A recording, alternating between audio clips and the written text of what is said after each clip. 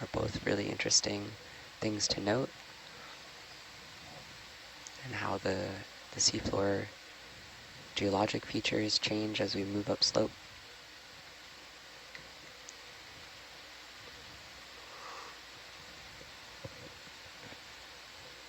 Well, here's a question. Do grenadiers have a swim bladder or the rat tail?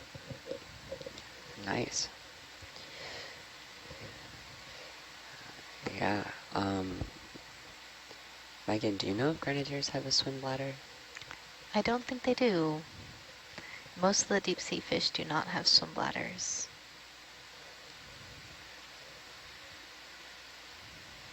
All right, thank you. This is a nice.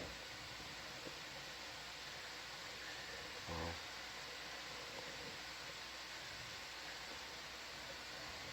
That's also a sponge, right? Yeah. Oh, there's another one of those Fish. Another fish. fish. Wow. That one's smaller. That looks Yeah, it small. is. Yeah. That might be a Slurp. Push in there.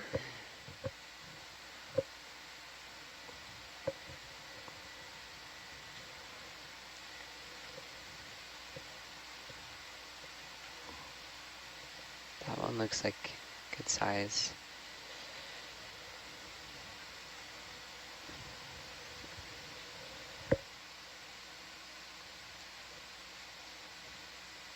Oh. Nope. Still very fast. Wide. Oh, yeah, it's gone.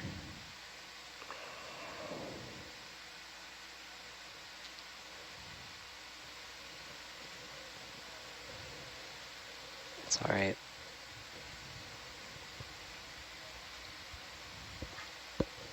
Yeah. Oh. Is that an urchin? Yeah, it's an urchin. Nice. Some bathypathes, some Candidella gigantea. There's that big Regadrilla sponge.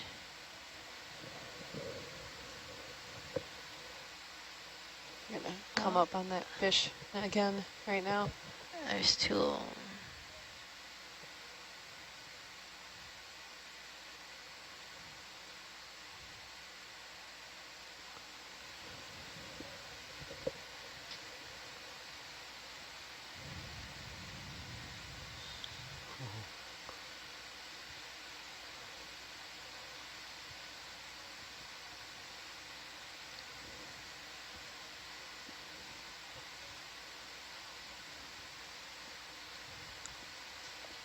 Would we like to try to collect this? Is that what we were saying?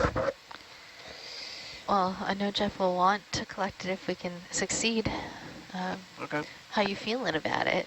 I don't know. We can try it. Yes. Yeah. Let's go ahead and give it a go. See what we can do. Maybe we could start off with getting a better zoom and Yep. confirming that Jeff wants it.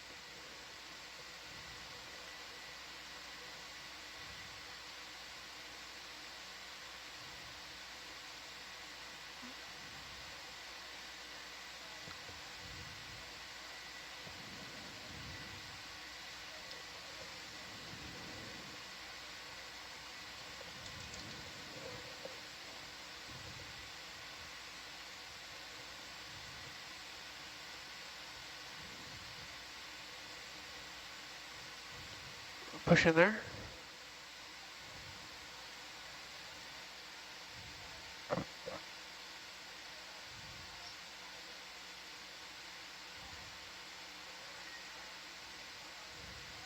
Oh.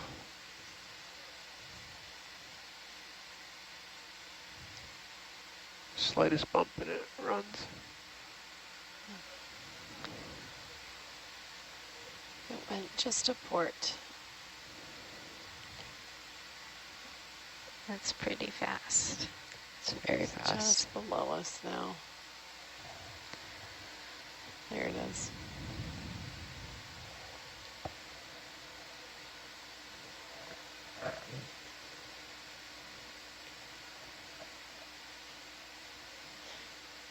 So it's some kind of rat tail, but Jeff would really like to get a close-up on Okay. it again, if possible. Push in there.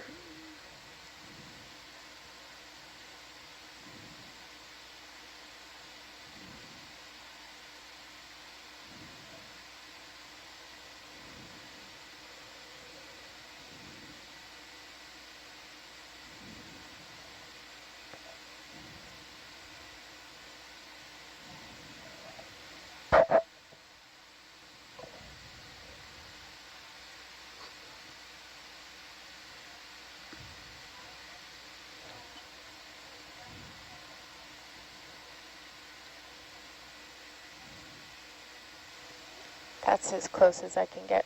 Yeah. Nice. That's pretty good. Yeah, so it's definitely not a Kumba, since it has very long pelvics, Jeff says.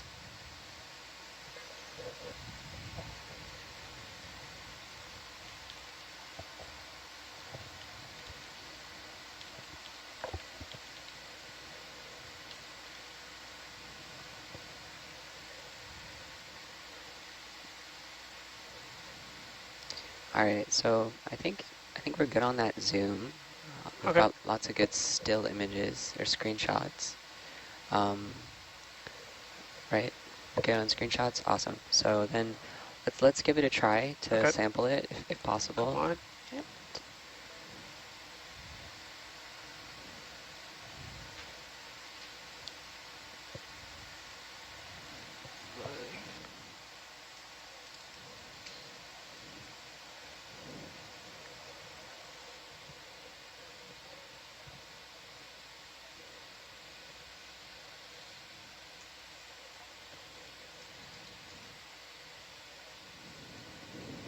Okay, I've got the suction pump on.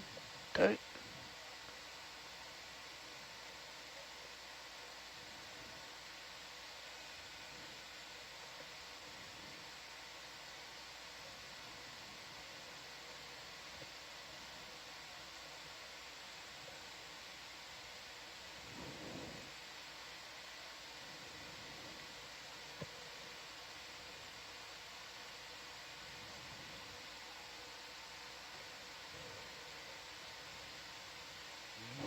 Wow. So close. He knows. Oh yeah, that's That's not It gonna happen. sometimes it's a sign that that little one is not meant to be collected. So No. thank you for your effort. And we had some really nice zooms. So yeah. It's definitely hard to catch a fish. We're quite lucky that on the previous voyage, the first expedition, we did collect several fish. Jeff says thanks for trying. So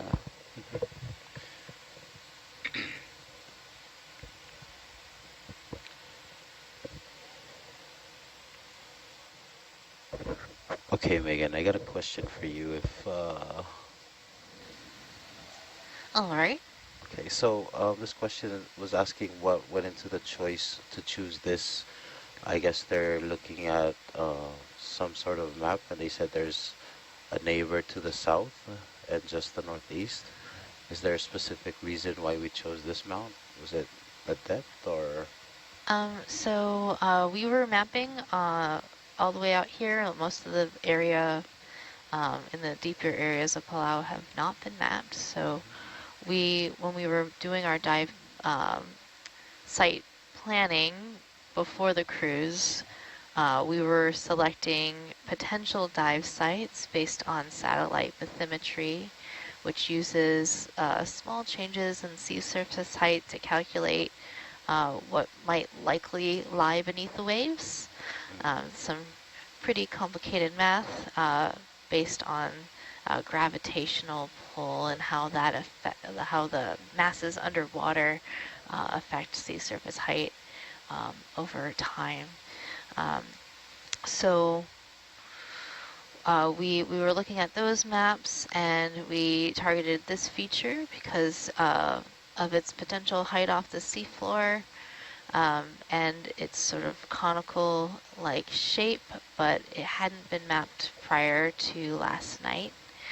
And so we planned some mapping lines to cover the top of the seamount, see more of what it actually looks like, and that informs our ability to dive on this site. After mapping, we were able to identify two different ridge arms on this seamount that we thought might be potential areas where we would see high densities of deep sea coral and sponges. And so we selected one of those ridges, the northernmost ridge, as our dive site today. and making our way all the way to the summit of the seamount, which was actually a lot shallower than anticipated based off the satellite bathymetry. The satellite estimated the top to be somewhere near 800 meters, whereas after we mapped it last night, we saw that the top was actually about 690 meters, so a bit shallower, which I think is a really great opportunity. This will be one of the shallowest seamounts we'll get to explore on this expedition. And we often see some really interesting things up shallower.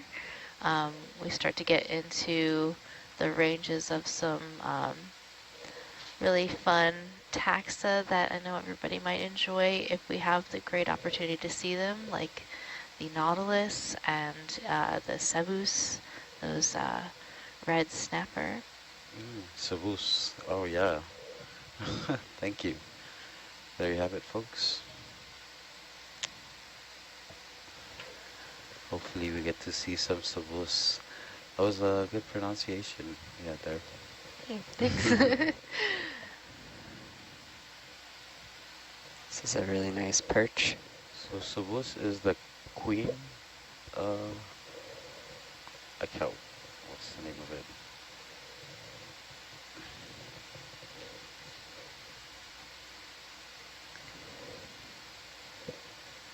Yeah, in Hawaii, we call them onaga. Onaga, yeah.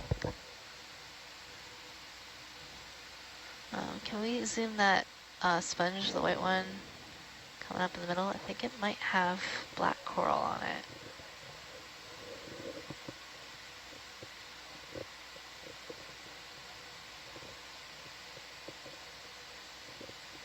In any case, it looks very fuzzy. Does look very fuzzy. Looks squishy. Yeah, but this was a crunchy one. Maybe Push in it's there. got some squishy outside bits on the crunchiness. Oh, Yeah, so what's going on here is this is a Faria near Oka glass sponge, which has been colonized by this black coral wow. called Antipathes xylospongia. This is a species of black coral that Daniel Wagner did help describe, so he knows quite a bit about it.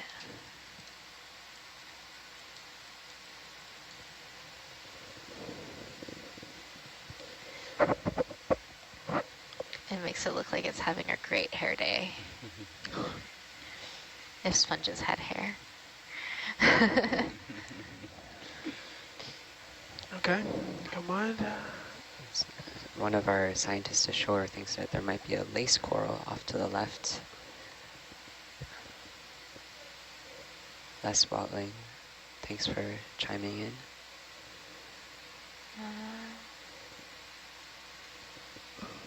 Oh, I think it's this. He's thinking about the little white one you see on the rock. Oh, yeah. This one. Yeah, Oh, that one, is that right? Yeah. Yeah.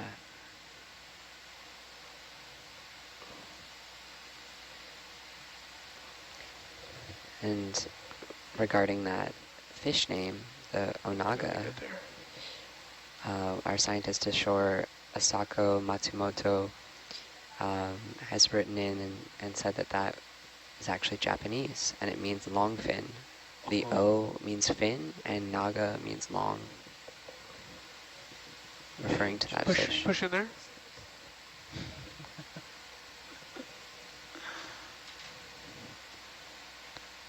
Long fin.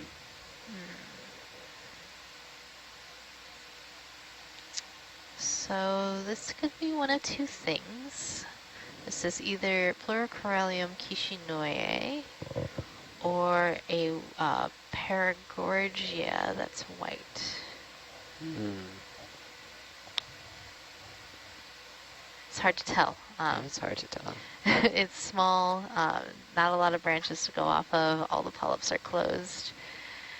We can't see a lot about it, so it's about as good as I can do. But Okay. both of those corals are in the same family, Coralliidae. All right, come on. It's quite thick for the Paragorgia, the white ones that we've seen before.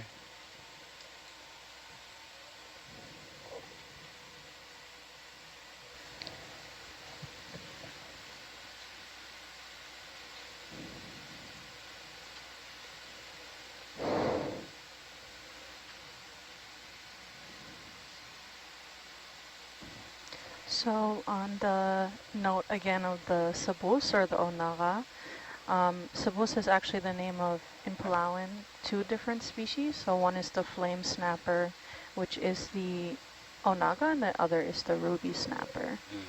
Wow, nice. Yeah. And that's Very cool. that is a common occurrence in the Palawan language. Well, we'll have one Palawan name for different species because, of course, we didn't have quite sophisticated taxonomic techniques back then. We just had the experience of the fishermen, which in its own way is a scientific repeated observation. Definitely. Yeah, and both of those fish are in the same genus, Atlas. So they probably taste very similar. They taste good.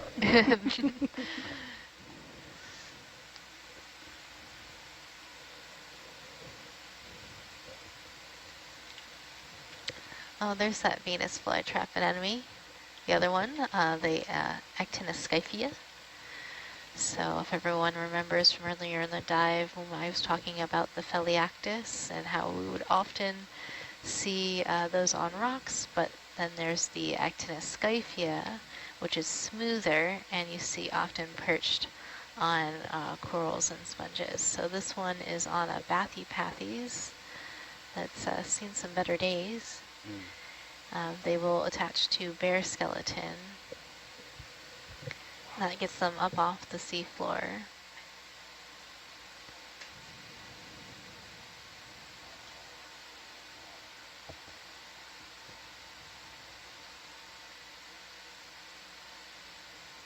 So cool. Coming up a little bit. Okay.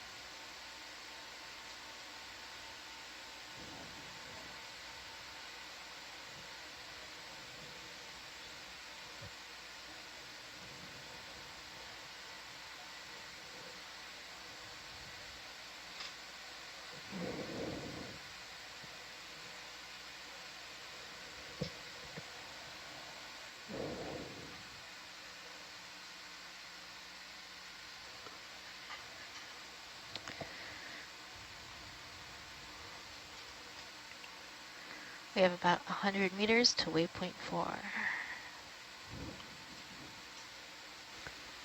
Awesome. Yeah, making a lot of headway. That's great.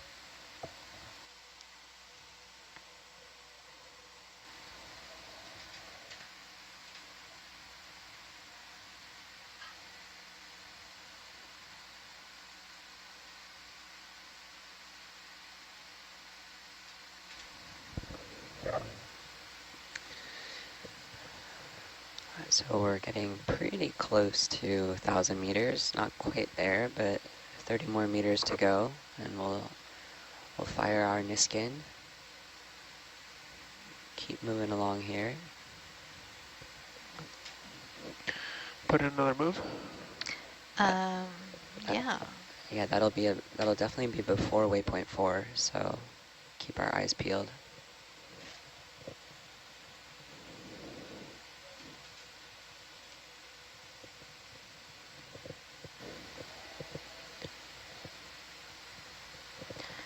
Yeah, so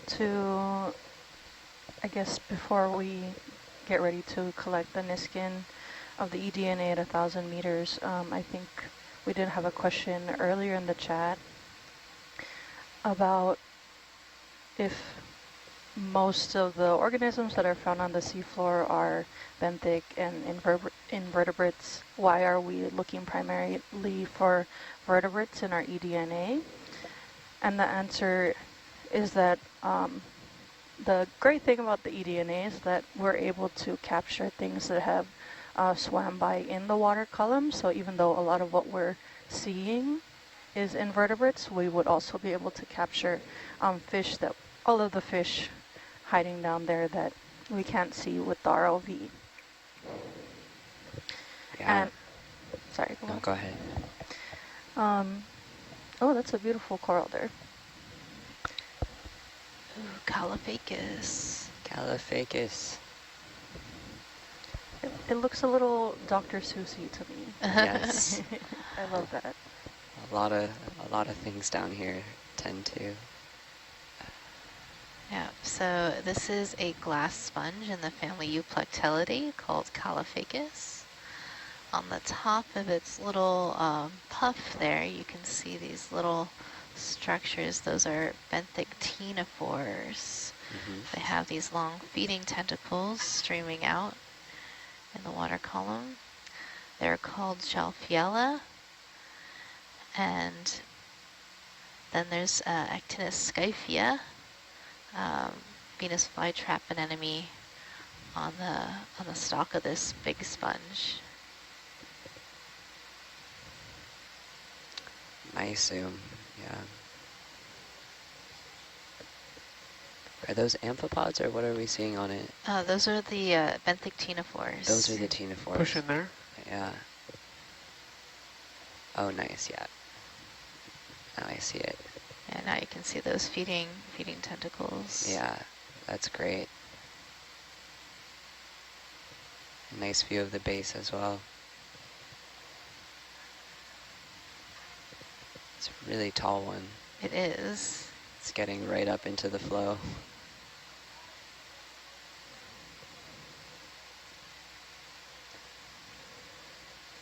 So what else? Did you want to say something else about the eDNA, I'll say?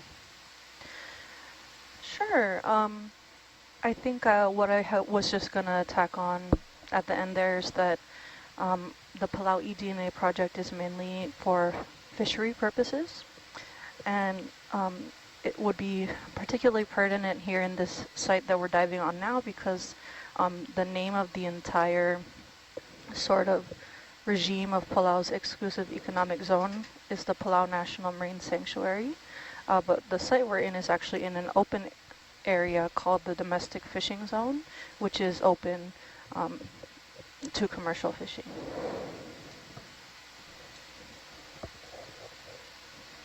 Yeah.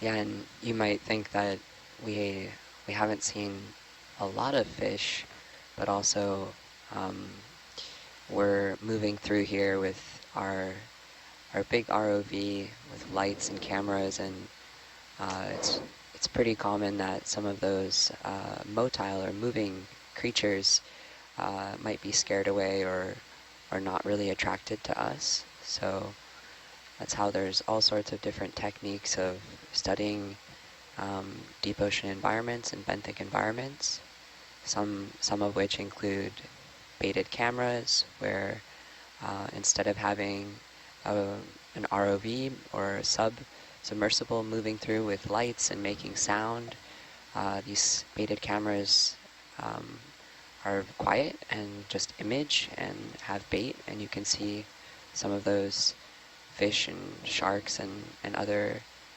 animals in the area. But it goes really hand in hand because those cameras can't move around and zoom and look at all of the sessile fauna or the organisms that are attached to the substrate like we're doing. So that's part of how this planning for this cruise went into effect, is taking in all of the work that was previously done in the region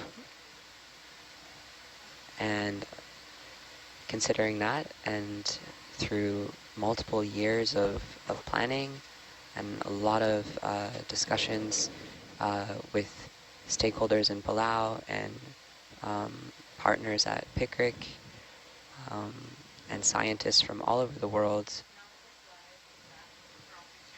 the priorities for this expedition were able to be defined.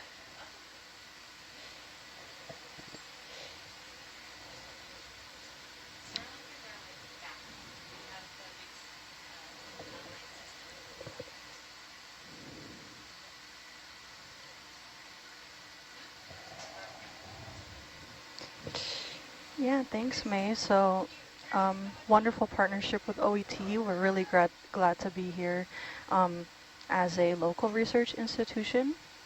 And speaking of the baited underwater camera work, there was a really exciting discovery of well, it's an already known species, but it was the first sighting we had here in Palau waters in 2021 as a part of the baited underwater camera work.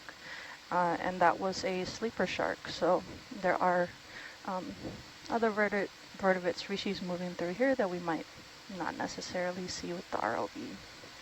Totally. Or I don't know, would we see a sleeper shark with Herc? We have seen a sleeper shark with Herc. On the last expedition? No, not on this last expedition, man, okay. but we have seen it in the past. Oh, that's awesome. It's not something. It's a rare occurrence, but it could happen, and we have definitely seen them with ROVs and subs. They get kind of curious if they're in the area. The ROV is loud and bright, and so it can attract their attention, and they might come by. Oh, okay. Well, then I will add that to my bucket list for this. Aaron? Nice. Wow.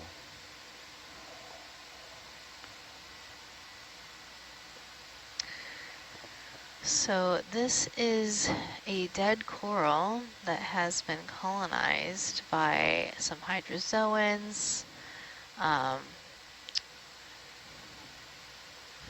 a lot of snails. Sure. Look at all those snails. This is a black coral. Oh, there's some pieces that are still alive. You know, it's black coral because look at that skeleton. It is black. That's what the main character. Oh, one of the crabs is swimming. There goes a crab. So I think we're interested in, if we're moving, could we stop Yeah, the sure. ship? I think we'd like to try to collect one of these Bridge, snails. Nav. Collect one of the snails. Okay. Can we hold position? Thank you. Yeah, this would either be a slurp or a snip and slurp kind of situation, but yeah. Yeah, the snails are in the family Callistomiidae. That crab swimming is cool. Yeah. And it wasn't going to let go of its coral piece either. Okay, so we've got our answer.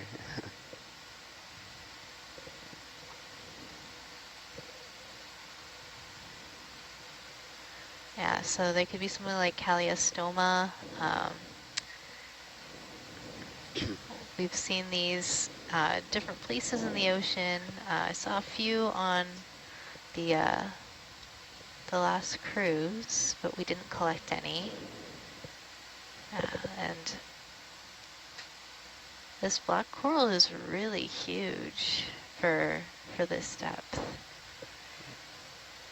Yeah, it's really created a lot of substrate for a lot of organisms. Mm-hmm. It might be useful to get a snip of the live bit of the black coral. Yeah, if it's possible to get, A live bit. yeah, if it's possible to get a live bit with a couple of snails that's also small enough to be slurped, that would be the best. Okay. Yeah, I don't know. The snails don't seem to prefer the live bits, Yeah, true. but they're all seem to be hanging out together, so they're probably, you know, up to something.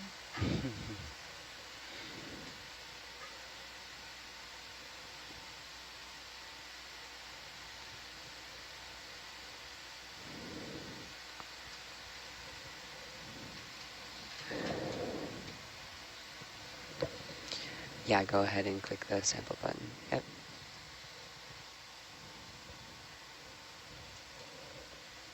This is sample 10, right? Awesome. Yeah, it should be 10. Great. And it'll be going into slurp chamber 1. Do you want to push in there?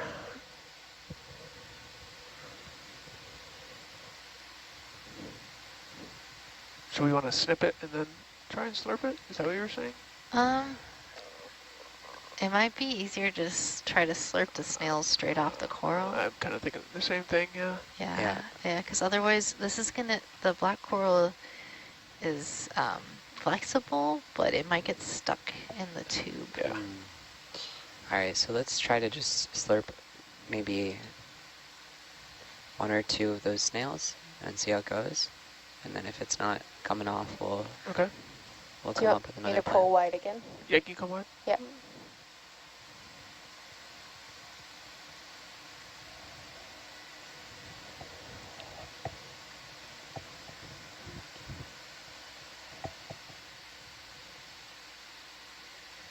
The base of the original coral is so large. Oh, yeah. Black corals also grow very slowly. They can be very, very old.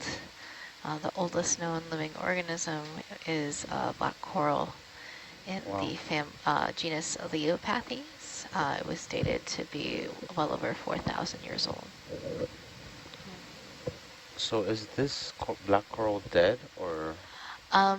It's mostly dead. There are some pieces that are still alive, but anything that has that sort of yellow cast to it, that's hydrozoans. The live tissue is pink, so it's like a light pink color.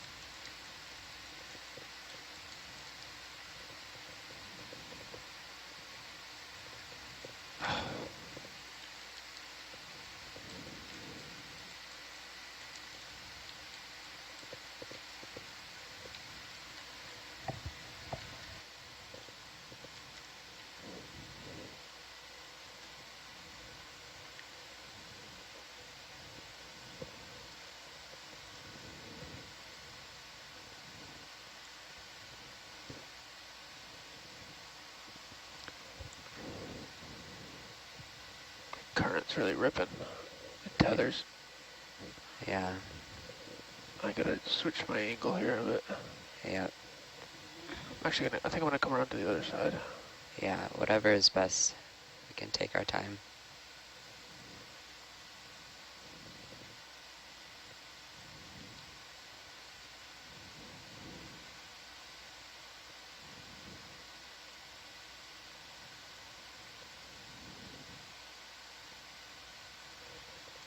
That looks, Nice. yep.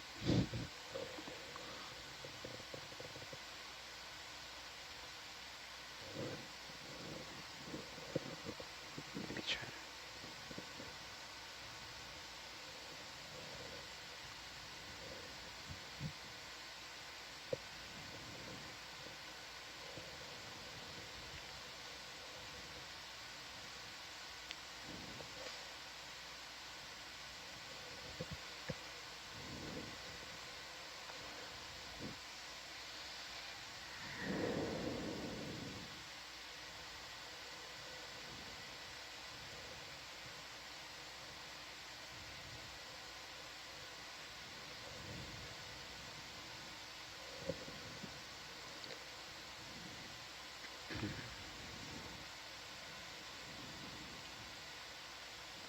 Would you like me to turn the suction on? Hold on a second. Okay. Are we able to get a zoom on the snail before you collect it, just Yep. to see it in situ? Alright, I can push in there.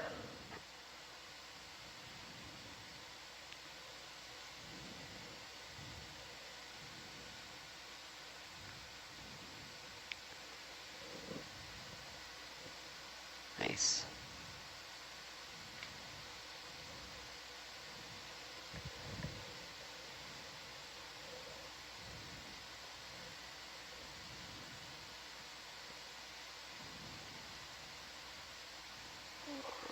Maybe. Maybe the lower branch there. Yeah.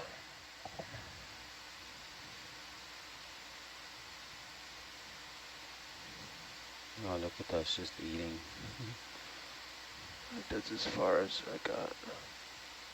Try suction there. All right, suction on. You might have to knock it up a little bit.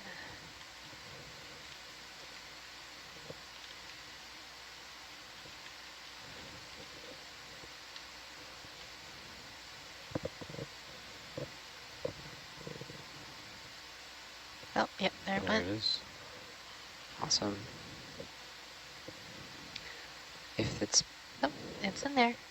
fantastic. If it's possible to get one more, that would be great. But Sure. There it is. Stopped, and I'll turn it back on when you're ready.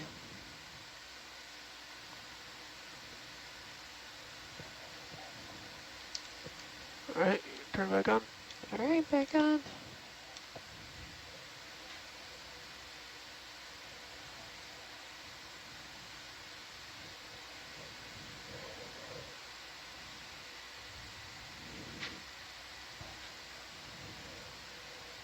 I think I saw it go.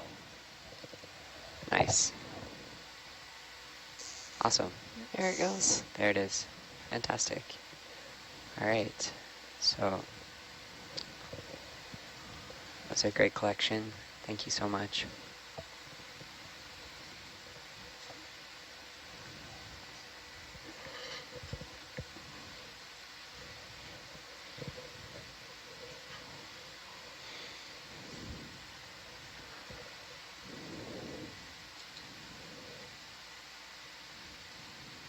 Alright, come on.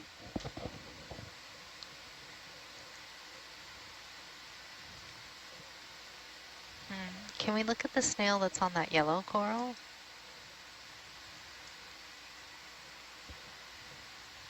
Sure. Let's do it. Let me just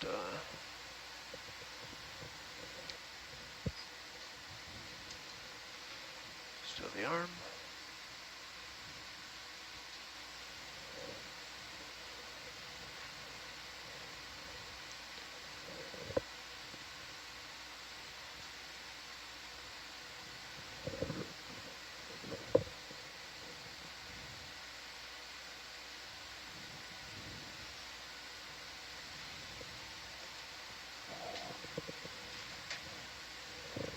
So are the snails the reason why this black coral is slowly dying? No. I believe that the black coral was dying and then it got colonized by the hydroids, and then the snails like the hydroids, and they seem to enjoy hanging out in areas like that. Okay, I've seen that on other push in there. corals.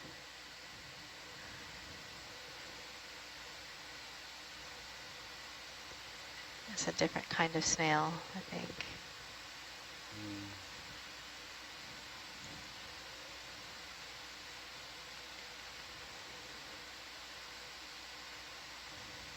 We don't know a lot about deep sea snails. And I don't know really a lot about snails either. So this is great. A lot of people who study mollusks would be able to give us more information about them, but usually use the number of whorls, how tight those whorls are, position of the operculum, and things like that to identify them. Thanks. Okay, come on.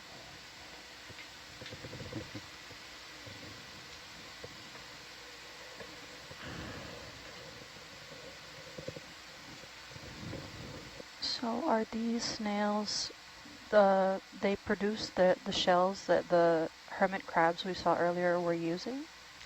Possibly? Yeah, possibly. Hermit crabs definitely could use those shells as potential homes.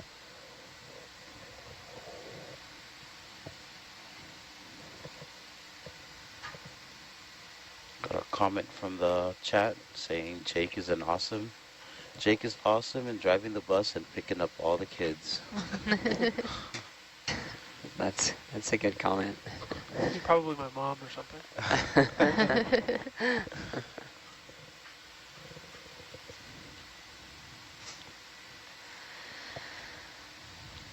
Bridge now. All right, we're at 1,000 meters depth.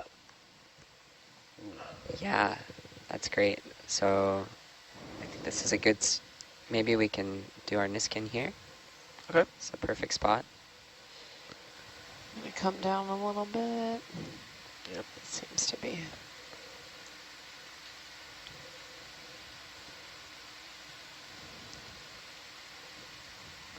Okay.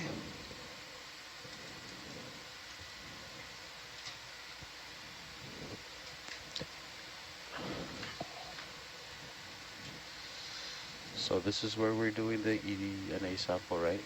Yeah. Right. Yep. So throughout Nothing left. this expedition Let's and the go previous a little one, faster here. we've been collecting Niskins at the same depth intervals, as long as those Let's depths are try that. available.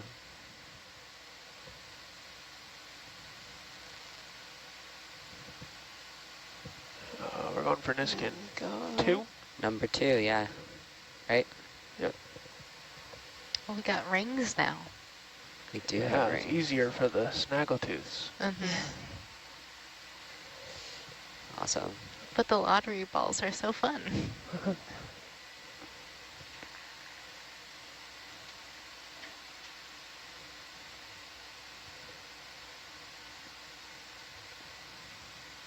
Oh, there it goes. Fired. Nice. Perfect.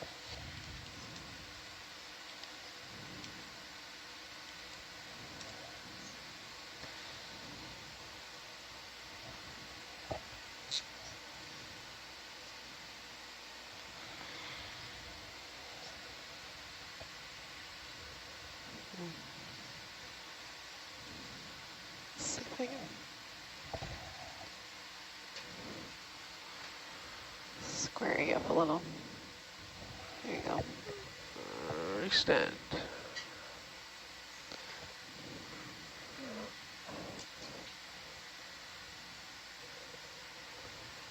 Yeah, so Blavak, who is our science fellow, and on our watch, helped me do the surface collection when we first began the dive this morning. So he kind of saw that we were also using a Niskin bottle, and marginally harder Yeah. to collect it manually than with an ROV. So yeah, I'm really grateful to have Herc and Jake. Thanks, guys. Thanks, front row. Do you think, Elsa, you could just describe kind of what a Niskin is? Like, when we say Niskin bottle, what does that look like for folks that are listening? Yeah, so it is a cylinder that is open on both ends, and then we drop it into the water column so that the water can flow in, and it has a trigger where it has a locking mechanism where if you trigger it, it rapidly closes both ends, so you capture the water at that depth. And then we take the water captured at that depth and bring it into the lab and pump it through a series of filters, which are very, very fine to capture the DNA that is in the water. So we end up with tiny, tiny little circles from about 3 liters of water.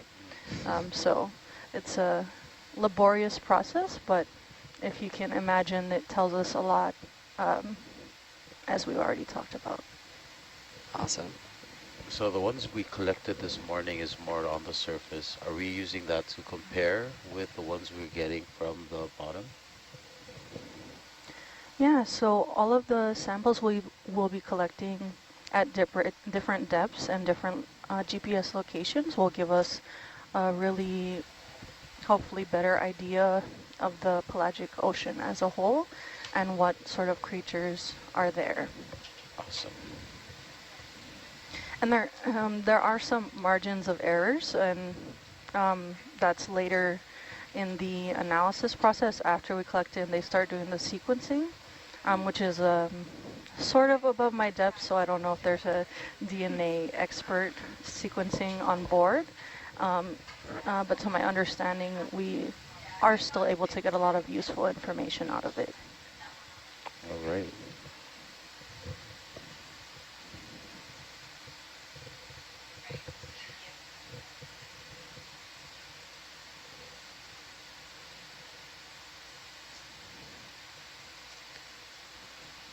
And one thing that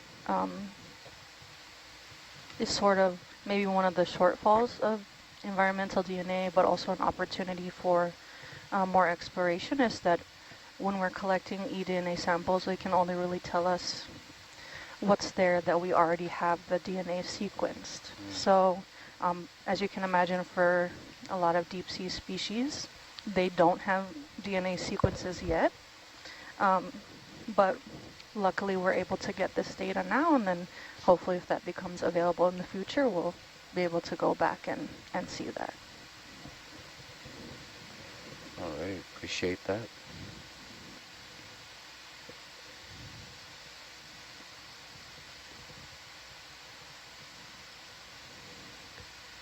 Yeah, so in terms of sampling on this expedition, just as Elsa was describing, we're getting those water samples from the surface just over the side of the ship without the ROVs, and then we're getting a whole suite of samples with the ROVs, and we share a lab space. So it's kind of a shuffle of doing different kinds of preservation and processing of all of those samples in that shared space in order to make sure the integrity of those samples are preserved. So we don't want to have cross-contamination with the eDNA samples.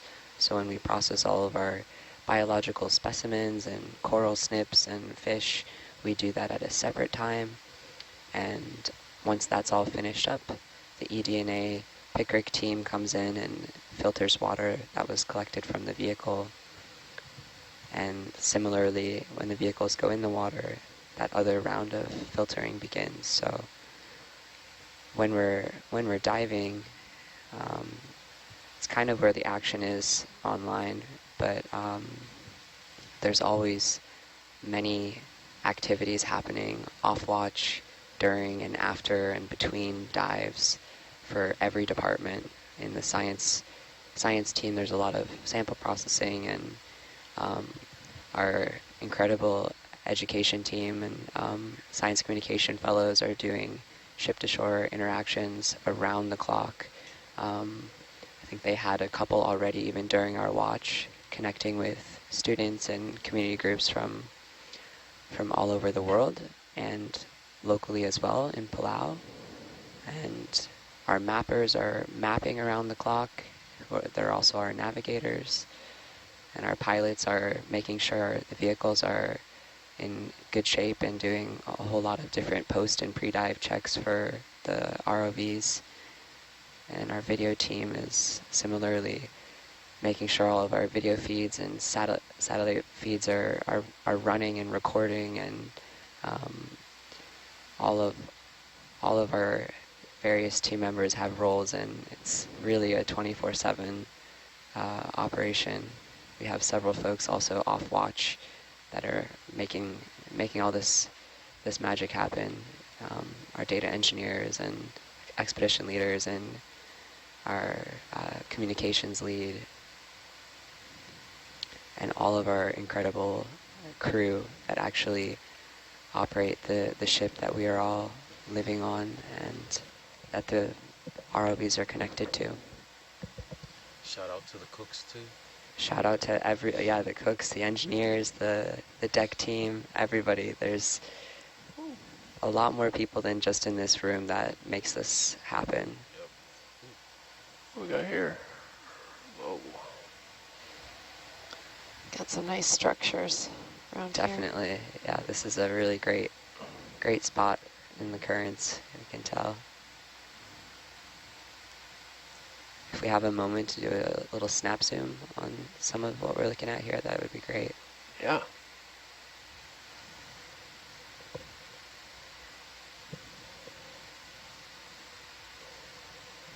So this is more of that madrepora, that sort of reef building coral that we've got here. You can see it's forming this nice little mound on the edge of this boulder. There's a Novadynia Bracindrid sea star hanging out in there. There's also some hydrozoans with one of those Calliostomid snails that we collected on that hydrozoan. So we're seeing that association again between the hydrozoan and the snails. Some Phareid sponges, along with some thalassometrid feather stars.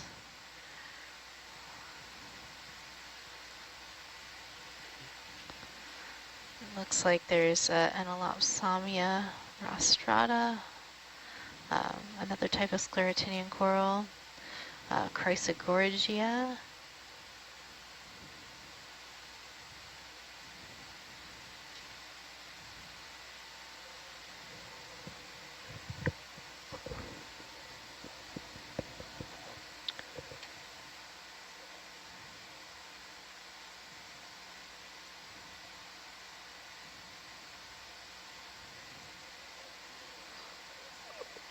Pushing there.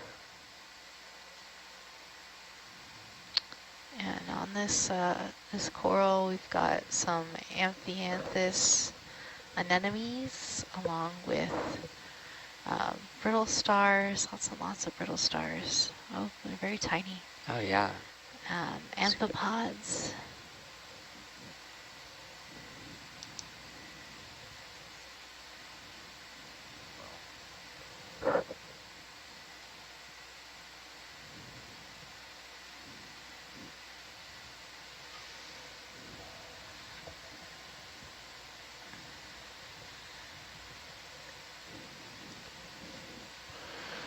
All right, come on. Nice. You gotta Fantastic. keep coming up.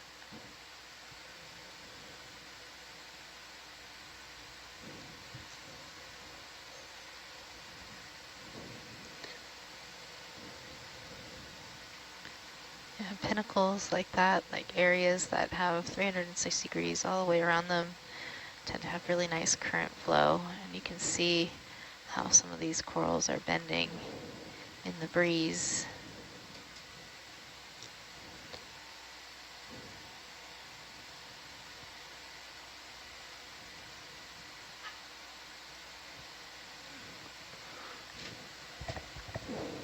Yeah, it'll be really interesting as we keep coming up slope and get on top of the seamount, how the current regime will be affected at the top. On a few of our previous dives. Current totally picked up at like 1,000 meters. And Yeah, So has looks like the coral abundance. There's a definitely. fish. Oh yeah, take a look at that. Oh, it's really fast. And push in there. Yep, Yeah. I'll go in. It looks like one of the Oh, Kumba, possibly. Sorry, Yep. got away. I'll go back wide. Yep. Kumba, yeah.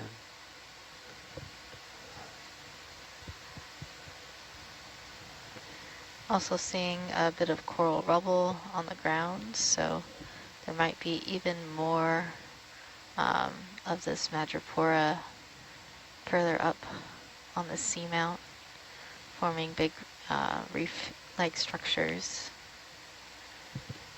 Definitely.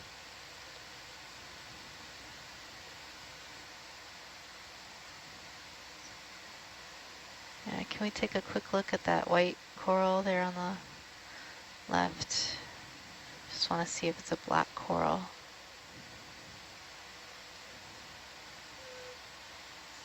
Push in there. It's moving in the wind. Yeah, it is. Yeah, this is a black coral. Probably the same as the one that we were looking at before that was mostly dead. You can see that black skeleton Yeah, inside the tissue. really bushy. I think we collected one of these on the previous expedition. Yeah, this could be something like Dendropathes. Yeah.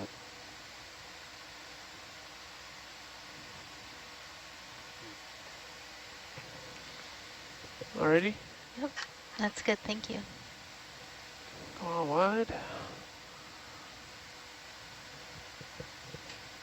Coming up a little bit. Yeah, coming up.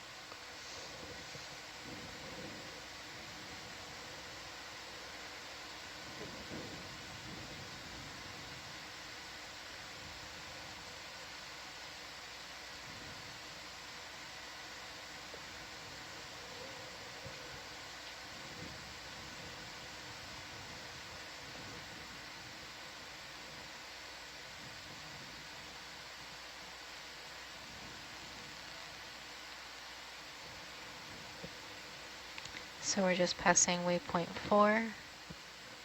Yep.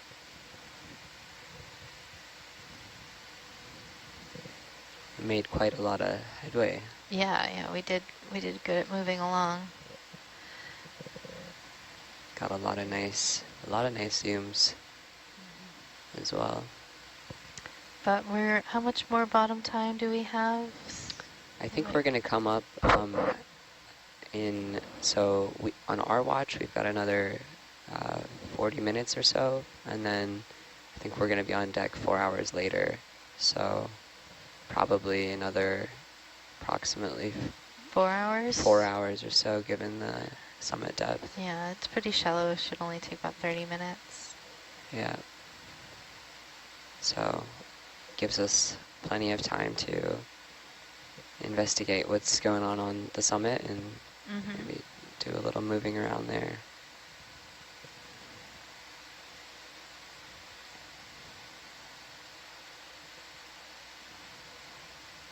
Spend some time trying to catch What's fish. on that coral? Is Which it one? a shrimp? The white one. Oh yeah, There's like a little white thing. Push in.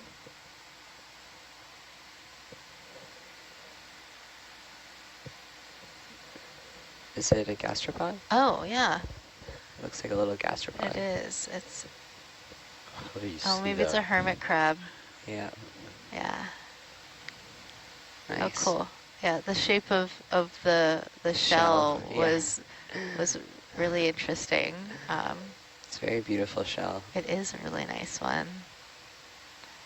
There's some brittle stars and Yeah, this is a Narella, a primnoid coral.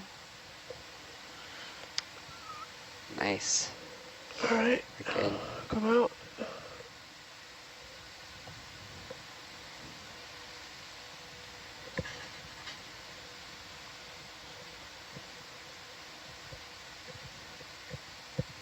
Coming up.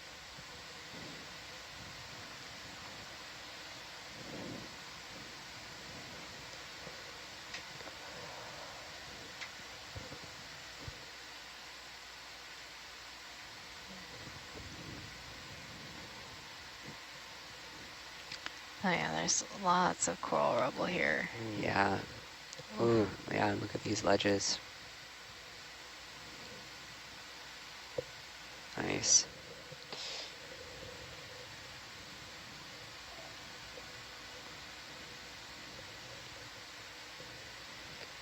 So we are currently around 959 meters down, working our way up. Another 300 meters until we get to the summit. I think we're good with that ledge.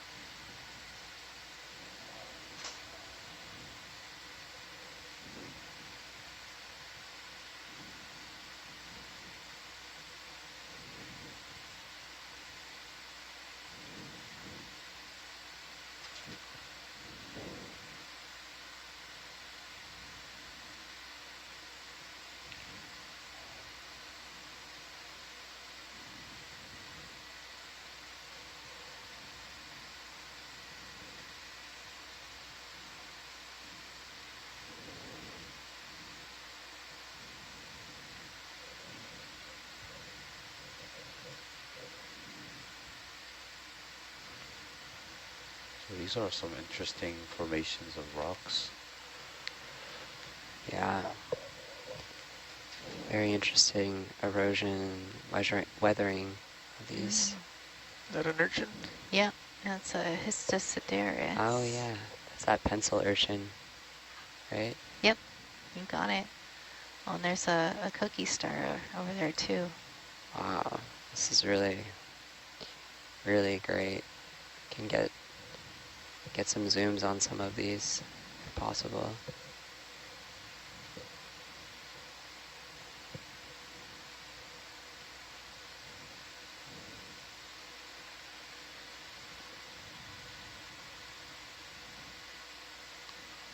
We saw at least a couple of these urchins on the first expedition. Yep, we did. Sorry? We did see a few of them. Can't remember. Push in there. And there's also a Ceramaster, little Nice. cookie star, an Arella primnoid that's on this dead piece of coral. Is that a little gastropod? Yeah, that's like the one that we collected, Yeah. the Calliostomid. Looks like it's enjoying itself. Again, it's on top of this hydroid, Yeah. so they do seem to prefer the hydroid.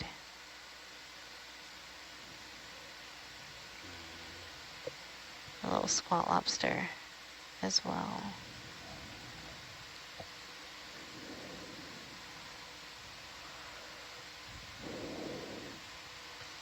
Lots of coral rubble, indeed.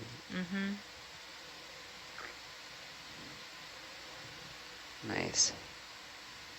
All right, come on. Yeah. There's a shrimp. It looked like very long one. There's a little rock pen. Really nice bathypathies.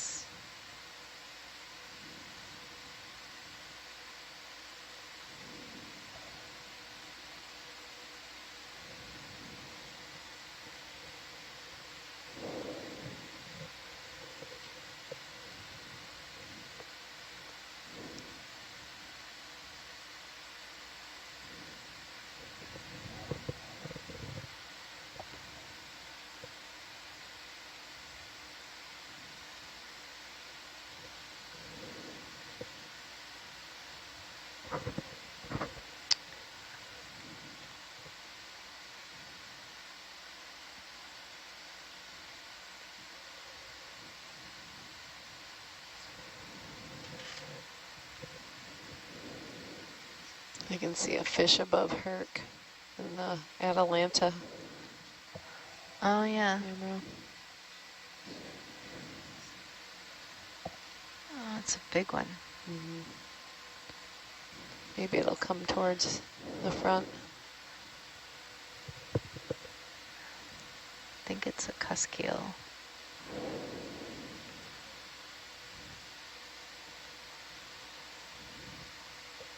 It's like right on top of Herc.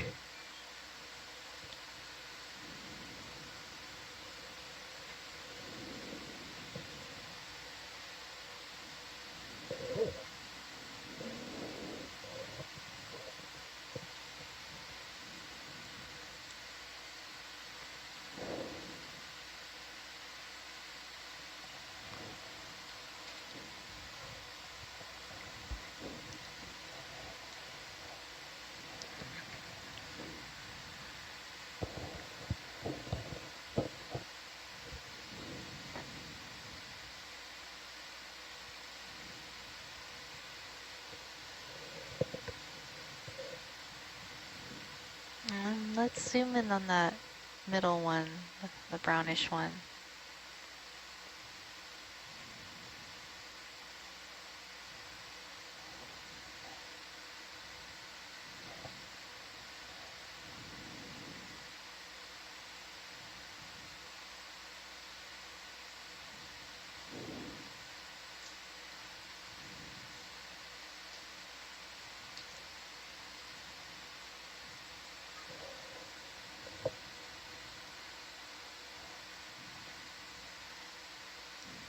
All right, push in.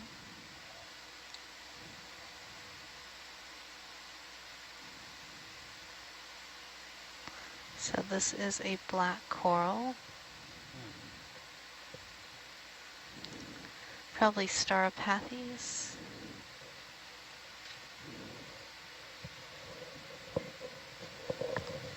Nice. Yeah, we saw and actually collected, I think, one of these at the very beginning of the dive. Yeah. All right, thank you. Okay. I think we might want to try to get a look at that crab just behind. Okay. Yeah, I go for it. Right there. Oh, it's a shrimp. Oh, it's a shrimp? Mm-hmm. Yeah, it looks like a shrimp. It's probably a heterocarpus. Okay, we're good. Never mind. Oh, good work there. With the Still very exciting to see shrimp, but we don't need to zoom on it. There's an Acanthogorgia behind the shrimp.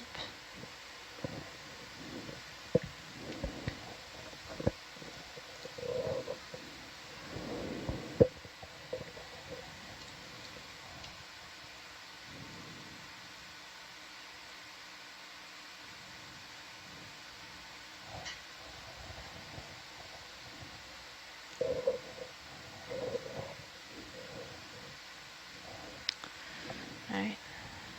Calling the ship move. Okay.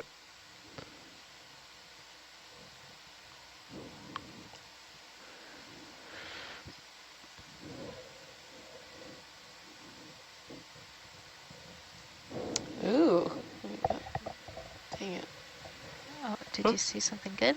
It was in the upper, Oh, Is it a siphonophore? that's what it looked like. As it got into the light, you could only see little pieces of it. Yeah. I saw it just briefly, but Wait, what was it? That was on the left, right? yeah, And it flowed up? in this view here, it's kind of like a chain-like organism. It's a colony of numerous individuals called a siphonophore. I just saw it for a second, so I'm not quite sure what it was.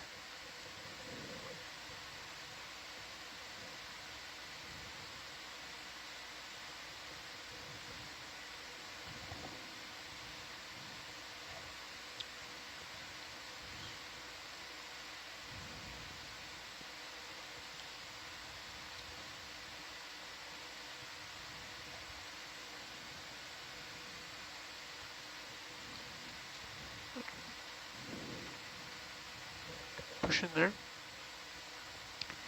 so this is a primnoid coral called Paracalyptrophora hawaiiensis. And then this other animal on top of it is a crinoid or feather star called Crotelametra.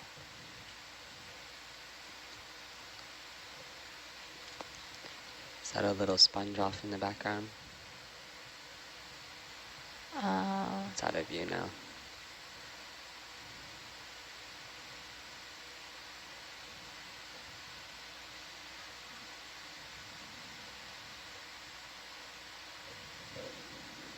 Just there. Oh yeah, definitely. All right, come on. So is that coral rubble behind or no? Some of it is like in the cracks, kind of like right Yeah. there. Yeah, there.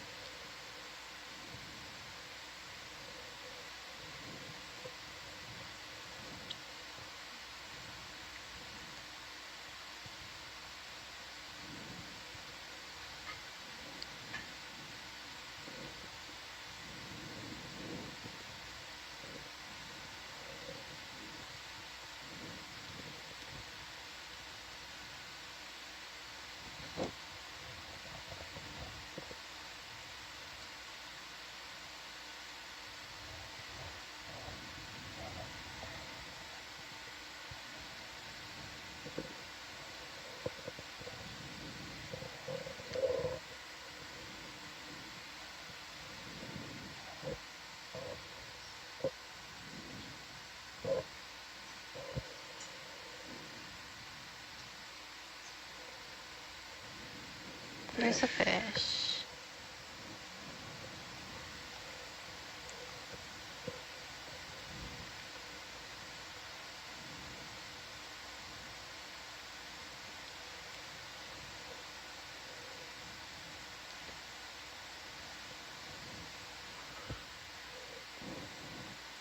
Push in there. Nice. Well, This is a cusk eel. Boom. Could be something like Monometopus. you can see the coral rubble we were talking about. Mm-hmm. There's a little sponge. All right.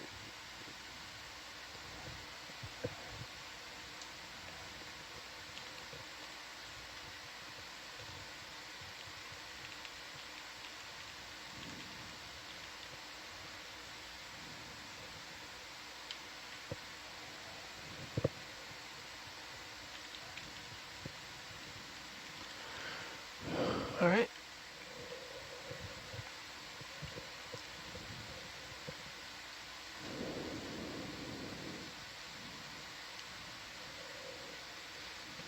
Can we take a look at that bamboo off to the right? Yeah, especially where it branches. Yeah. All right. Push in there. Yeah, we have a scientist ashore with us, Les Watling, who is quite interested in this bamboo. Sorry.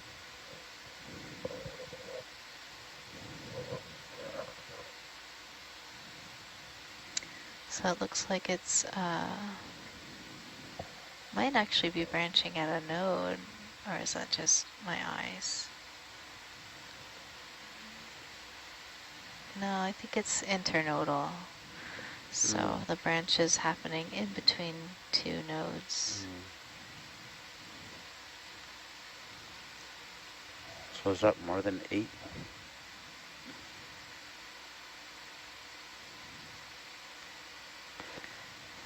What Was less interested in a sample of this? Let's see.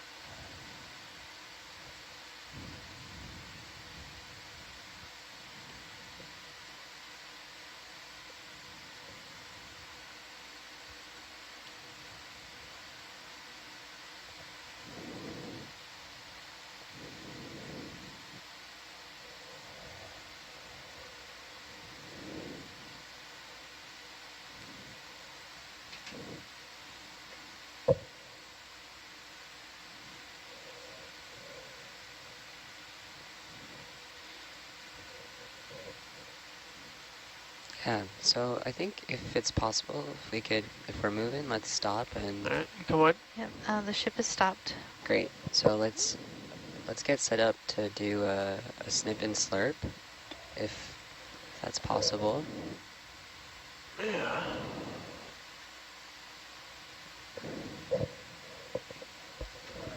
Let's figure out which way to.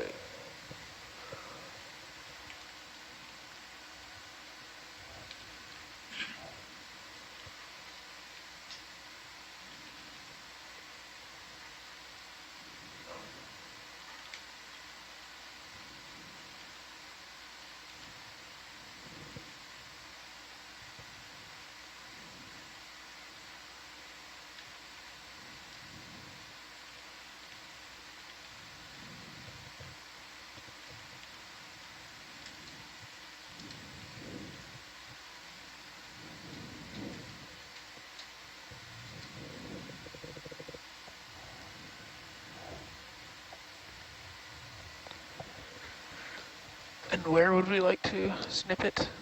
So, yeah, so maybe just hang on just a second. I'm chatting with Les. Yep, no So problem. he would like to have it snip below the branching point, but I don't think that would be feasible for a slurp. I don't think so. So my preference would be to just get a snip of one of the upper bits and slurp it, since we've got a lot of floaty bits and crabs and no more space in our bio boxes. But let's see what he says.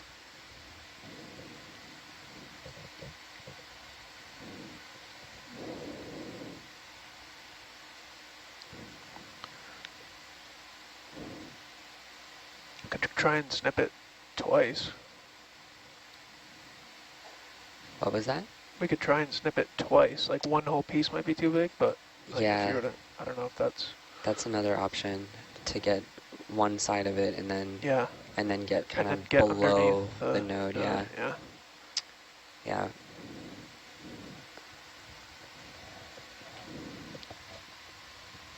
Yeah, that would be too big, but if we cut.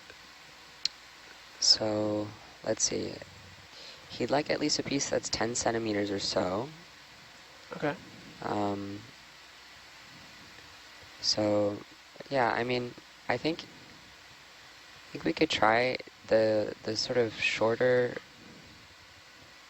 Let's see what he says. Yeah, so the shorter bit, I think, might be a little bit too short. So maybe we can get that taller part sort of above the branching point. Okay. That seems like a pretty significant sample. Is that going to be okay for the slurp? Yeah, about there. I think so. Great. We'll get a nice, if we could get one more nice zoom on that branching point as well, that would be good. Okay, yeah, let's do that first. Let's do that before we get the sample, yeah. All right. Push in there.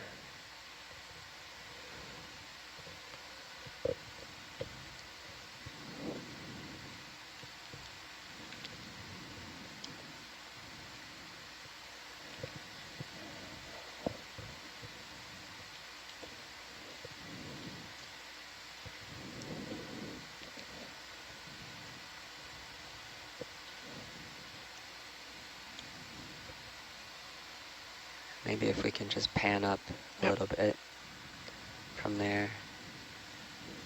Nice. All right. Great. Okay. Thank you. Come wide. I think we're ready to go. So Come wide. I'll go for the sample. that'll be slurp chamber 2. Number 2.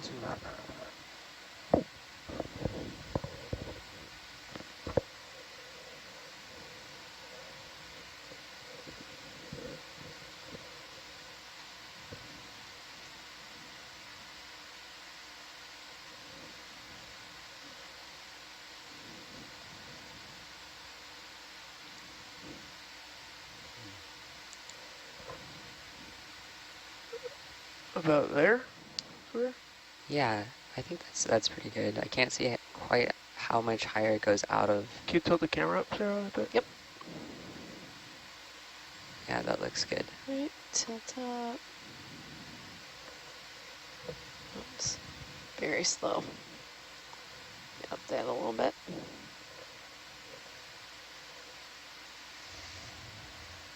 That's plenty, yeah. Okay. Yeah.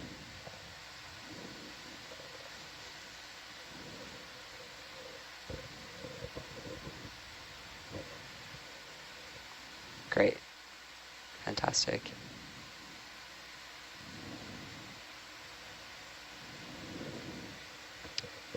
And get some nice images. Screenshot.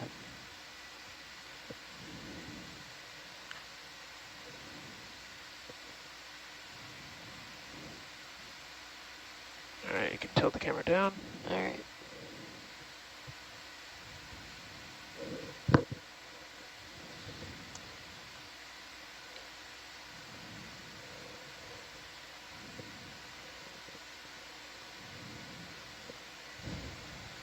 She is slow.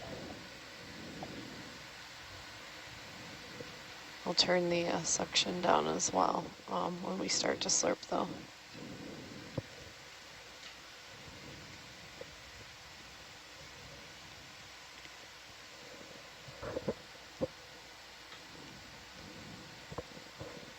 All right, brought the suction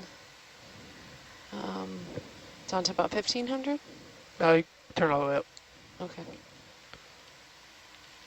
I find things get stuck if we start slow and then. Okay. All right. Suction is engaged.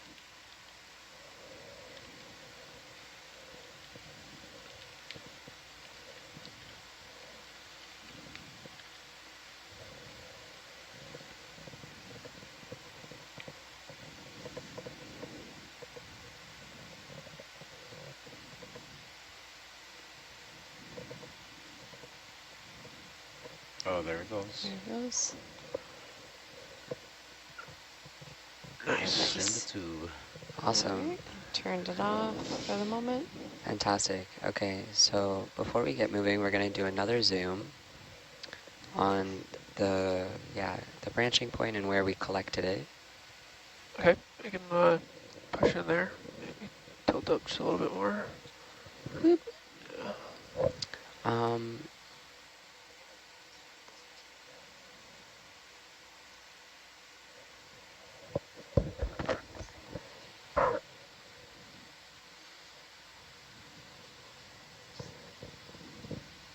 Can try and tilt down a little more if you want.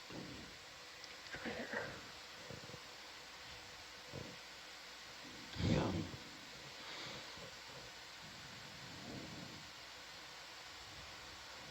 So is it normal to have two come up? well, I've seen it before, but I think more commonly you It's see just sort of, one. yeah.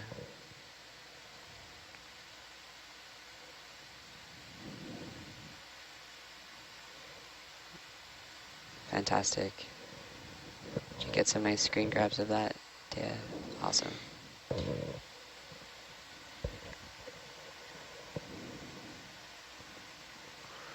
Are those little amphipods? What's below? Yeah, I think they're amphipods, but they could also be small polychaetes as well. Awesome. Okay, Fantastic. Thank you so much. come back on. Yep. So our scientist ashore, Les Watling, has said that you can see those long sclerites on the body, and he thinks that this might be new genus in the F1 clade, and there's no name for it yet. So How exciting. it's a really cool collection. Yeah. Alright. Many thanks to all of our scientists ashore and experts. Les Watling is based at University of Hawaii at Manoa. We have folks from all over the world tuning in with us, experts and the public, so thank you all.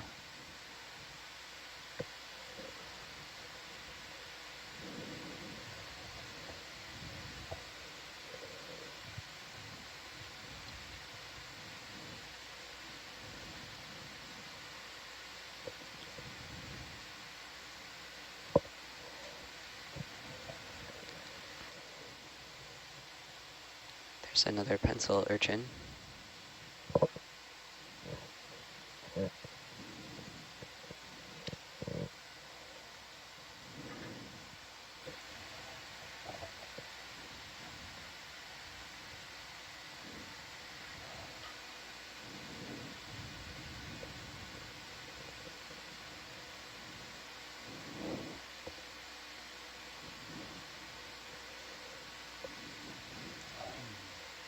Shrimp. Shrimp.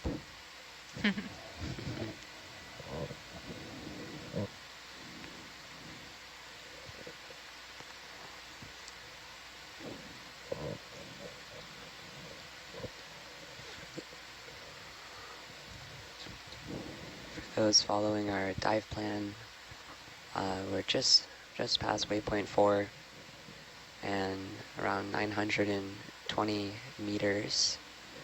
Coming up slope here, heading towards our summit of around 690 meters. Got a little under 4 hours left of bottom time. We'll be keeping our eyes out for fish collections, some nice zooms of the different organisms that we see, and continuing our eDNA Niskin sampling as we go. Our next depth for that will be 500, so it will be once we're heading up back in the water column. Or if we find some fish hotspot, we'll do a opportunistic Niskin there.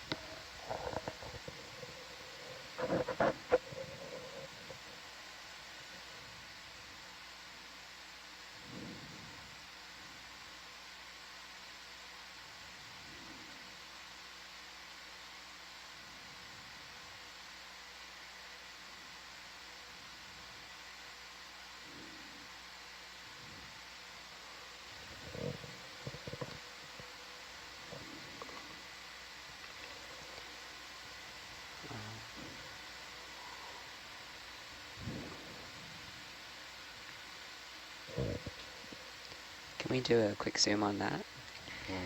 This is a Metallogorgia melanotrichos, a Oh, type of nice. chrysogorgid coral. Push in In there. its branches is its associate, Ophiocreus oedipus, a type of snake star.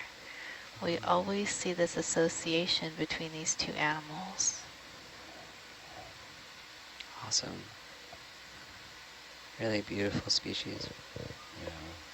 Looks like cherry blossoms or something. Yeah, definitely. And we see these animals in all oceans. I'm sorry, what did we say the main structure was called? Chrysogorgia or Metallogorgia. Yeah, Metallogorgia menelotricos and Ophiocreus oedipus.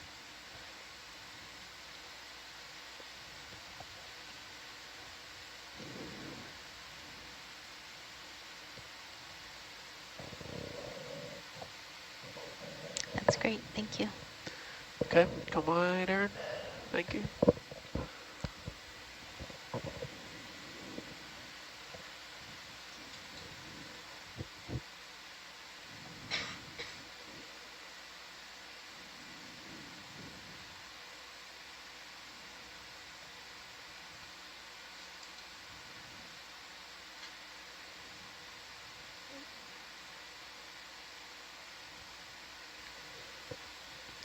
A lot more coral rubble. The dark spots on the bottom? Yeah. Okay.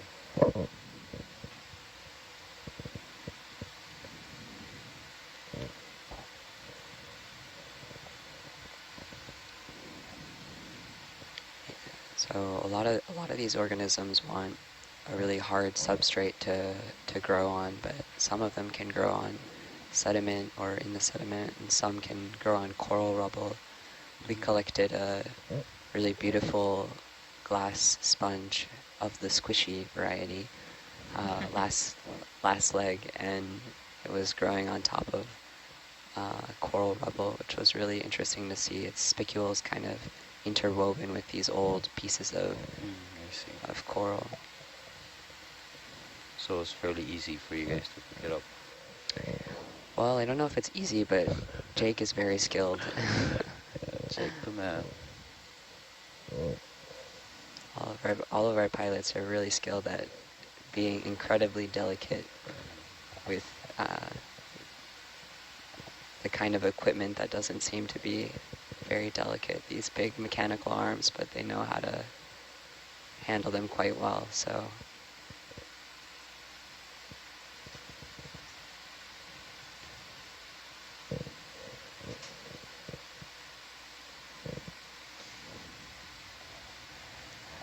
Is that the same one as we saw earlier? The one that looks like cherry blossom? Yeah, those are the yeah. Metallogorgias.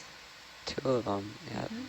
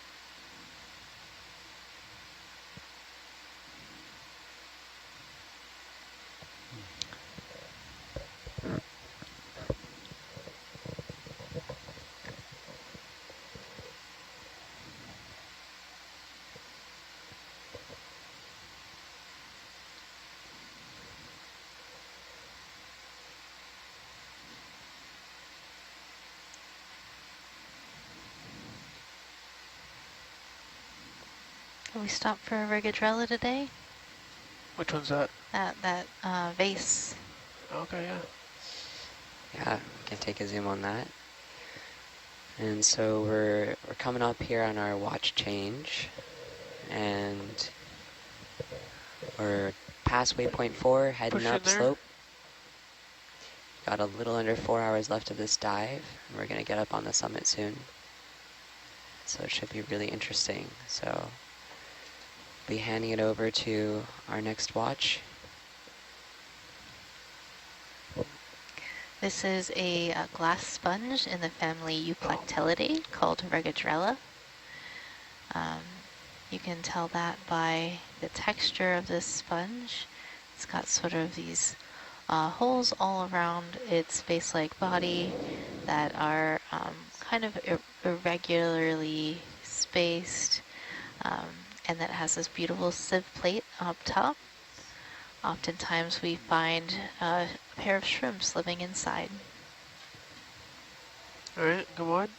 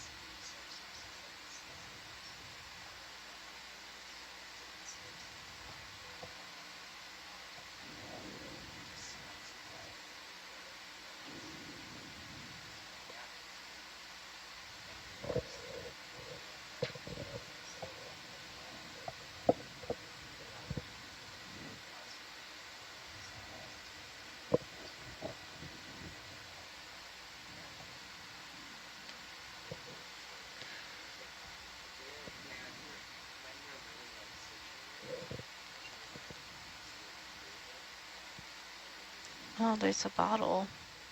Bottle. Yeah, The orange one? Where's that? there's a beer bottle. A beer Oh, bottle. upper right. Oh, Oh, there is a beer bottle. Who's drinking here? That looks pretty new too. Yeah, it looks Yeah? pretty shiny. Okay. Yeah. So we just want to thank our viewers again for tuning in. We are about to do a ship Can we look at change. those sponges?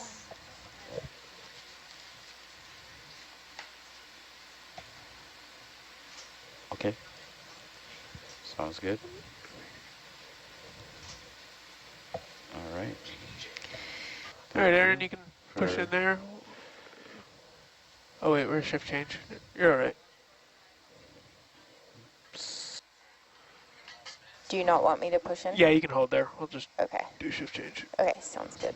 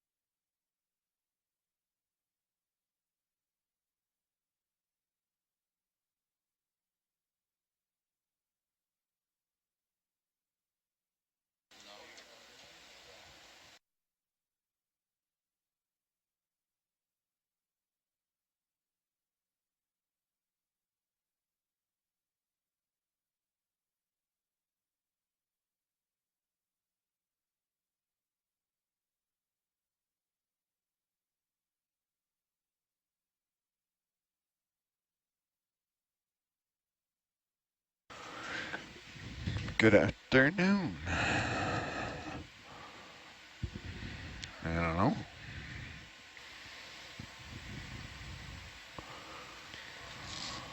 Hello, front row. Hello. How are ya? Oh, look, Harold. A fish. Off to a great start. It would be real unfortunate if the ship were to move past it. What are we doing? Are we? Looks like we're on a bit of a steepness. So we have, I understand we have a priority to get to the top, yeah? Yeah. Okay, so I'm going to get meaner about moving the ship. Yeah. All right. By all means. Okay. What's what, 600 meters or so? To the end, yeah, something like that. Let me see. If we go straight there, we can make it in about an hour, but, I mean, maybe not on this steepness. Yeah. But hello, may I ask what we're looking at? What kind of fish? Yeah, this is an eel of some kind. Looks like in the family is Synaphobranchidae. So the common name is a cutthroat eel. Not exactly sure why they have that common name. It's their gill slits, the shape of their gill slits. I figured that might have something to do with it. So if we can get a shot of the head would be the priority. Yep. The head and sort of where the dorsal fin starts.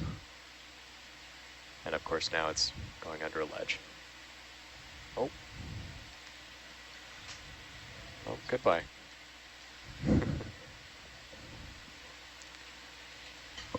All right, an uncooperative fish. So why don't we get moving? Roger. We got 3 hours and 600 meters to go. Roger. oh, you know, I think I know what we need to hear. All right, we going? We going? We're going. I'm You ready, going. Dan? Yeah, let's do a 20-meter Keep the moves a little smaller. All right. Bridge nav 20145. I don't have a good sense other than it's yellow. It's 30 meters out. You have to chase 20 me up. meters, 145. Remember that whole conversation this morning about future Brian being mad at previous Brian? Yeah, we're there. Roger. All right, I'm going to keep moving unless you make a blue circle. Sounds good. What do you want the delta at, Dan? When I'm stretched out here, basically 0. Okay. Good afternoon, Asia. Good middle of the night, North America. Good morning, Europe. This is the 4 to 8 watch.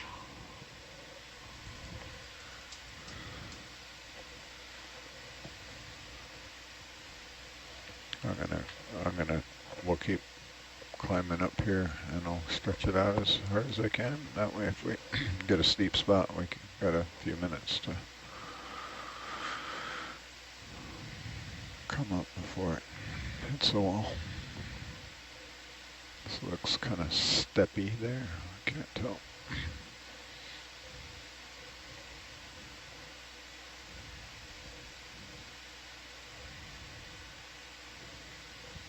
Everybody ready for introductions? Yeah. Yes. All right. Hi, I'm Brian. I am the 4 to 8 watch lead. I'm a deep sea benthic ecologist. Yeah, hi. I am Harold. I am in the science chair from 4 to 8. I'm a PhD student in the oceanography department at the University of Hawaii at Manoa, also a deep sea ecologist. Hi, my name is Kinlan Yao. I am the data logger for the 4 to 8 watch. I am an undergraduate student at Palau Community College, and I'm majoring in STEM disciplines. Hello, my name is Kim Atsidi. I am in this science communication seat, and I am coming out from Arizona.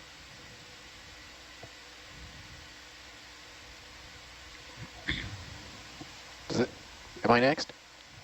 Yep. Okay, hey. I'm Chris Krasnowski. I'm here as a navigator. I have a background, I guess, in robotics and remote sensing and vehicle autonomy and vehicle control and stuff. And today I'm telling Nautilus where to go, so we can haul Atalanta around to the right place. Dan in the Herc chair. I'm Jaden. I'm the Atalanta co-pilot for the 4 to 8 watch, and I work at the University of South Florida as a mechanical engineer and a surface vehicle technician. And hi, I'm Amber in the video position. I am, the video engineer and based in Los Angeles, working as a cinematographer when I'm not on the boat. You can keep it moving. Keep it moving. Keep it moving. So for our viewers, thank you for joining us. We are on our mission to Bridge nav. Let's do another 20 meters. head into deep Dan. ocean plow. Oh no, you're killing me.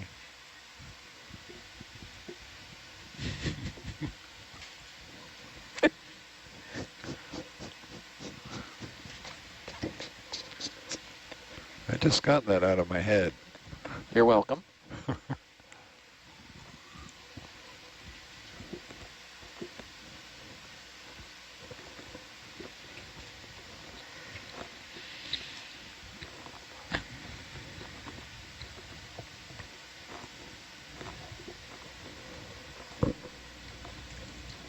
Sponge looks like our friend Polyalpagon to me.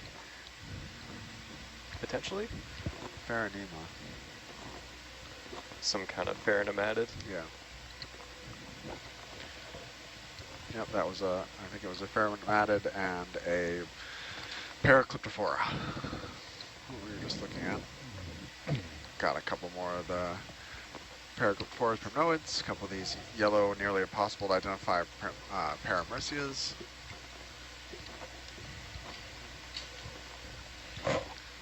So this has been a really nice, steady dive. It's a high diversity of corals in terms of different taxa. We've seen a lot of different taxa. I wouldn't characterize this as high density, but it's a pretty good, moderate, consistent density of different corals and sponges. As we're moving up, and we have seen some species transitions and where we landed to where we are now. We're picking up more of the chrysogorgids and more of the primnoids as we've gotten shallower. We've seen a pretty strong change in water temperature over the last couple hours. We've come up from 3.5 degrees, and I think it was the low 3 degrees when we were on watch this morning, and now it's just shy of 5 degrees, which is getting pretty balmy for the deep sea. Fish to the left, just off of Thurbercam. So for our viewers, this is a 16-hour dive we've been on. We started at 1,560 meters. Oh. Spooked it. It's all good.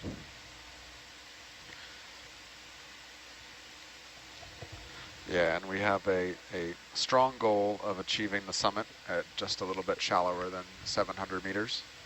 So we're going to be kind of making some tracks here for a little while until we can ensure we get there with enough time to look around by our pull time, which will be good for another move, Chris. Got it. About 1915, 1930 trip time. Bridge nav. Let's do another 30 meters. Yeah, slope. Flattening out. Same direction. Okay.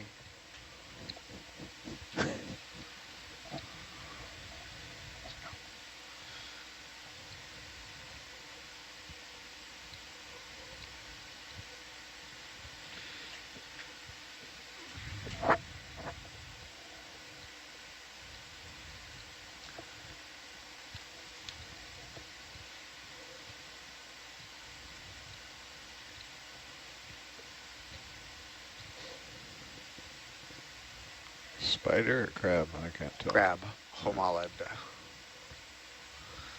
This is one of the carrier crabs.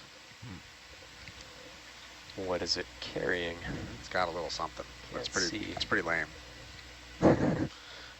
Needs to find a new piece of decoration. We're not 10 minutes in and Brian is already in a judgmental mood. I wake up in a judgmental mood. Come on. You been sailing with me long enough to know that. Yeah, 800 meters. We're not even going to swing. Easy. Yeah. Didn't realize that when I first set out. So. They only have the speed set to 0.2. Should we do 0.3? Sure. Ooh, warp factor 3. 300 milliknots. 300 millinots. Billy knots. I love Engage. Bridge Make nav. it so. Can we increase speed to 0.3 knots? Oh, you didn't tell them 300 millinots. Oh, is it? Okay. Carry on. It just was being pokey. So if we want to get into strange and arcane measurements, how many cables are we from the summit? Oh, man. The bridge loves to read cables off when we, occasionally, just for fun. They like to mix up units. They get a kick out of it. The maritime industry has lots and lots of very strange, illogical units of measure. No, they all make perfect sense at some point in time for some specific task. Explain to me where a shot comes from. A shot? A shot of cable. It's how anchor chains are measured. It's about 90 feet. But you measure. No idea. But I guarantee you there's a reason. I'm sure. No, I'm sure there is a reason. I mean, the classic one is fathom, right? Oh, yeah. There's a reason it measures depth. Got a little sea star here.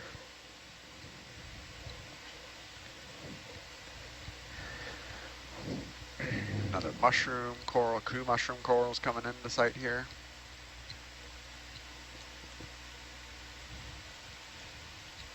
Old sponge stalk.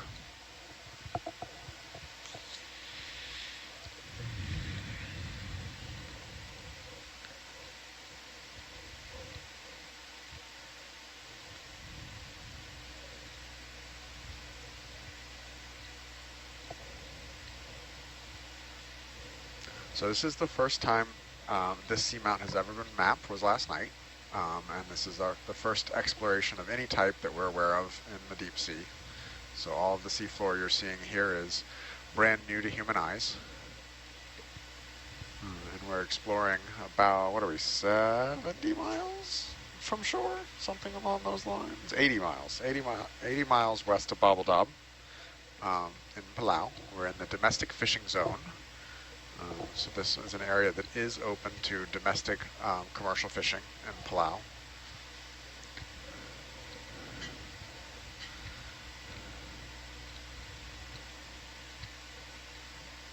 Fish.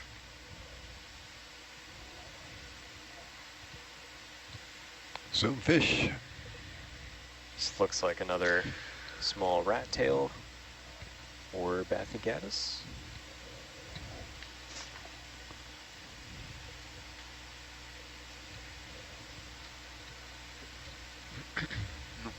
Fish eluded us. Ooh, I think that might be the first Victorgorgia we've seen. Can we just snap zoom on that, please? Yeah, go ahead, Emmer. I didn't watch the entire last watch, but I didn't see one of these. It's a wide base. That is a really significant base for that size colony. Huh. Hey, that's good enough, thanks. Move it on. I may have glanced in and seen one on the previous watch, Okay. but I am not confident. We saw a couple purple stoloniferans. Little cup coral there on the left.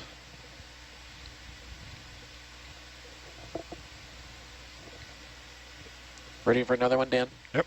Bridge nav. Let's do another 30 meters. Quinlan, can I see the sample log? Nope, just the sample sheet where you've got the markings of what's in what boxes. Thank you.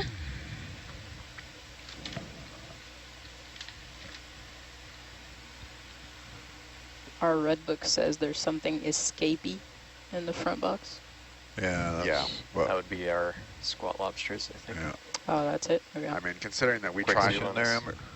considering we tried to Halfway. rip it off its coral this morning and it didn't come, I'm not super worried about that one trying to escape. Okay. Nice shot. Thank you. It's a great Saw shot. the upper shot there, or the upper jaw, excuse me. Thank you.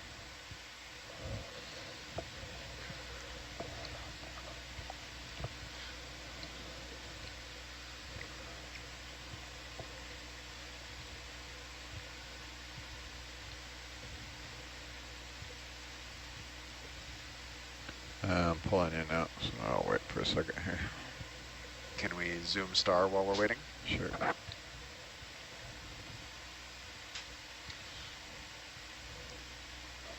Go ahead, Amber. This is an interesting sort of isolated patch of coral rubble. Yeah. Only see it in this one spot. So we got another sponge beard, for lack of a better word here. And a sea star on top of it. Whether there's actually a reason it's on top of it or just was in the star's way, I don't know. But this transition suddenly to all of this rubble is interesting.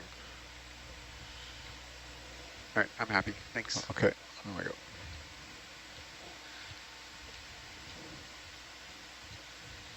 Yeah, can we do a quick zoom on Urchin? Yeah, I'm pulling on Atalanta now. So. I don't need much of a zoom if you want to just do it from this height